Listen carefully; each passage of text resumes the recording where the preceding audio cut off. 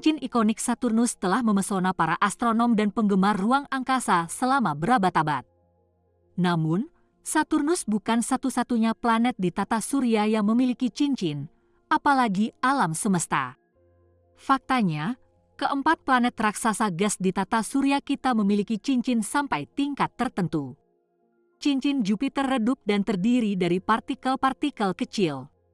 Uranus memiliki sistem 13 cincin sempit dan gelap. Neptunus juga memiliki satu set cincin yang jauh lebih redup daripada cincin Saturnus dan terdiri dari partikel-partikel kecil debu dan es. Tapi kesenangan yang sebenarnya dimulai ketika kita keluar dari tata surya. Di luar itu, ada beberapa eksoplanet yang ditemukan dengan cincin. Salah satu monster ini, J1407b, planet ini memiliki sistem cincin yang sangat masif, bahkan Saturnus terlihat seperti katai di depannya. 200 kali lebih besar dari Saturnus, cincin planet ini diperkirakan berdiameter sekitar 640 juta kilometer, membuatnya lebih besar dari jarak antara bumi dan matahari. Dan tidak seperti cincin Saturnus yang terdiri dari partikel es, cincin J1407b terdiri dari partikel yang jauh lebih besar dan beragam. Cincin tersebut diperkirakan terdiri dari batu, debu, dan es, dengan beberapa partikel diperkirakan berdiameter 1 km. Meskipun mempelajari lebih lanjut tentang J1407b pasti akan membuka pintu untuk memahami sifat planet raksasa yang perkasa ini, topik kita hari ini bukan tentangnya. Apa yang akan kita selami adalah ini. Lihat gambar ini. Planet kerdil yang mengintai di tepi tata surya dan memperhatikan cincin di sekitarnya. Sesuatu meletakkannya di sana, karena jika tidak, ini tidak mungkin. Setidaknya tidak menurut pemahaman kita tentang pembentukan cincin planet. Ini adalah sabuk Kuiper, tempat barang rongsokan dari benda-benda es yang tersisa dari pembentukan tata surya. Dingin, gelap, dan misterius, kawasan ini menyimpan begitu banyak rahasia sehingga memahaminya akan memberi kita banyak jawaban tentang pembentukan dan evolusi sistem bintang kita. Namun mempelajarinya tidaklah mudah, mengingat jaraknya yang jauh dari bumi. Beberapa pesawat ruang angkasa telah terbang melalui sabuk Kuiper.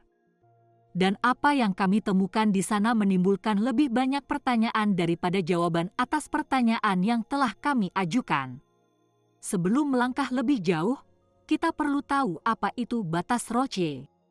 Oke, jadi gravitasi bulan menarik bumi, tetapi salah satu sisi bumi lebih dekat ke bulan. Jadi bulan menarik sisi itu lebih keras dari sisi lainnya. Ini menghasilkan gaya pasang surut yang memampatkan satu sisi bumi dan memperluas sisi lainnya. Saat bumi berputar, kita mengalami air pasang dan kemudian air surut. Ini terjadi 2 kali sehari. Dan itu terjadi pada setiap benda langit, bukan hanya bumi. Pada dasarnya, yang terjadi adalah gaya pasang surut mencoba meregangkan dan menarik bulan, tetapi setiap bulan memiliki gravitasinya sendiri, dan gravitasinya mempertahankannya. Jadi rekap cepat, gaya pasang surut memisahkan mereka, dan gravitasi mereka menarik mereka bersama. Jika Anda terus mendekatkan bulan ke sebuah planet, gaya pasang surut menjadi lebih kuat, hingga begitu kuat, sehingga mengatasi gravitasi yang menyatukan bulan dan mengoyaknya. Titik jarak di mana ini terjadi disebut batas Roche. Dinamai menurut Edward Roche yang menemukannya. Secara sederhana, jika Anda tetap berada dalam batas Roche, Anda mendapatkan sebuah cincin. Di luar itu, Anda mendapatkan bulan. Sekarang, disinilah segalanya menjadi gila. Sebuah planet kerdil yang disebut Quasar mengintai di batas luar tata surya, membuat para astronom menggaruk-garuk kepala, karena ukuran cincin yang baru ditemukan itu praktis tidak dapat dijelaskan. Sementara Quasar hanya sekitar setengah ukuran Pluto, sistem cincin redupnya menghancurkan maksimum teoritis saat ini pada ukuran cincin air. Batas Roche untuk sebuah objek adalah sekitar 2,5 kali radius planetnya. Namun, dalam kasus cincin Quasar, jumlahnya lebih dari 7.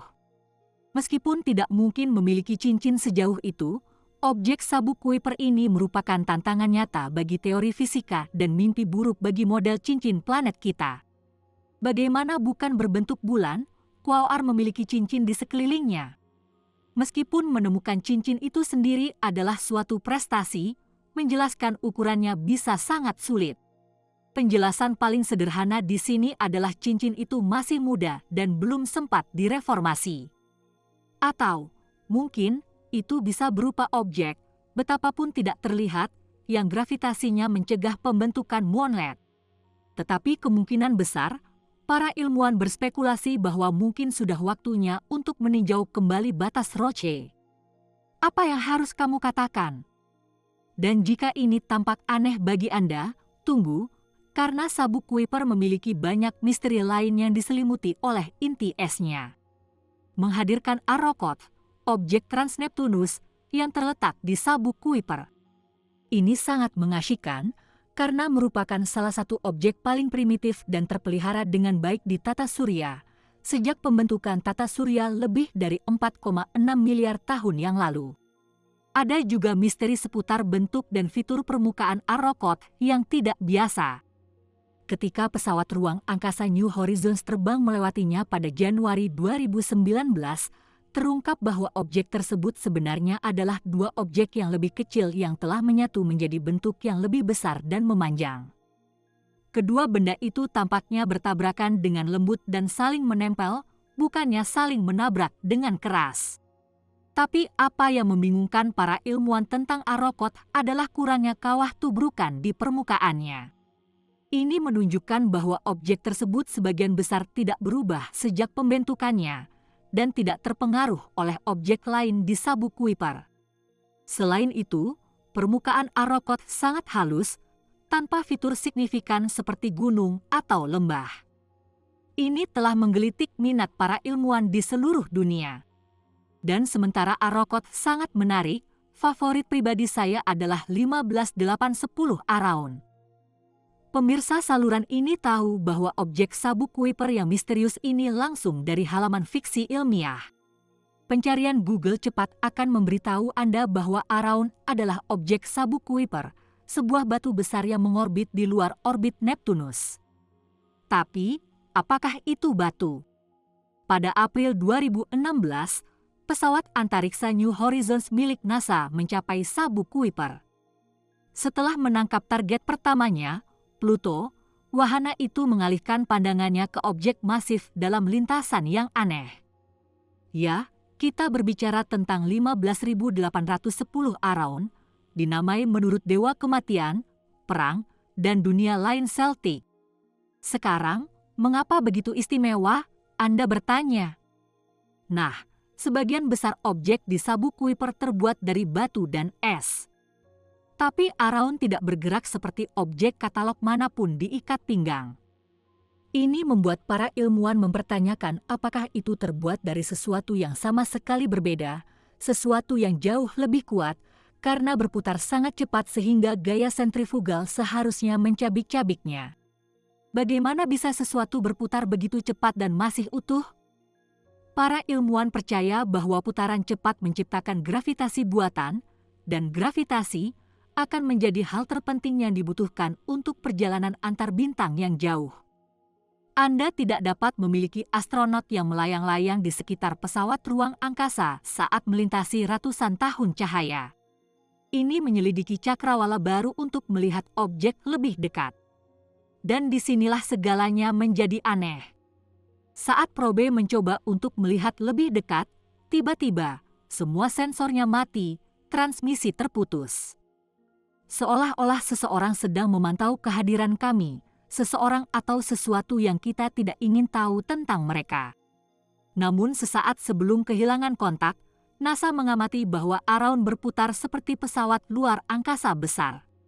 Sekarang, Anda dapat mengatakan bahwa itu mungkin kesalahan teknis, tetapi disinilah segalanya menjadi lebih gila. Hanya ketika New Horizon menarik diri dari Araun yang tiba-tiba hidup kembali seolah-olah tidak pernah terjadi apa-apa. Sekarang saya tidak tahu tentang Anda, tetapi ini benar-benar membuat saya merinding. Dan satu hal yang pasti, jalan kita masih panjang untuk memahami tata surya kita, apalagi eksoplanet dan sistem bintang lainnya. Alam semesta lebih misterius daripada yang dapat kita bayangkan, dan dimulai tepat di sini, di Sabuk Kuiper.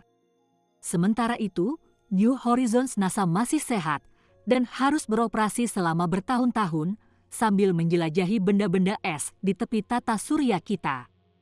Dan mungkin, di tahun-tahun mendatang kita akan membuat beberapa penemuan menakjubkan? Bagaimana menurutmu?